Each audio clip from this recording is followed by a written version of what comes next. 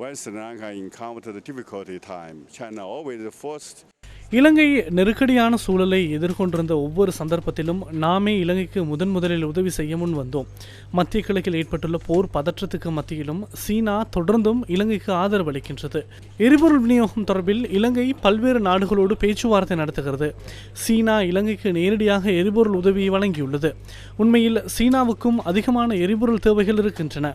எமக்கு தேவையான எரிபொருளின் 76% மேற்பட்ட எரிபொருளை வருடம் தோறும் சர்வதேச நாடுகளில் இறக்குமதி செய்கின்றோம். இலங்கையின் நெருக்கடியை குறைப்பதற்கு எம்மாலான அனைத்து முயற்சிகளையும் எடுத்து வருகின்றோம். கடந்த மாதம் சினோபெக் நிறுவனம் இலங்கைக்கு எரிபொருள் கப்பல் ஒன்றை அனுப்பியது.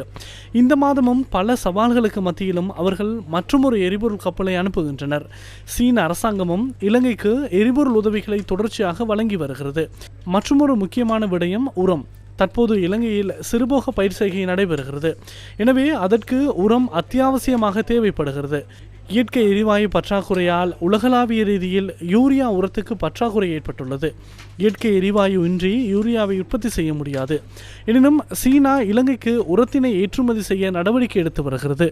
But now China will export the fertilizer to Sri Lanka.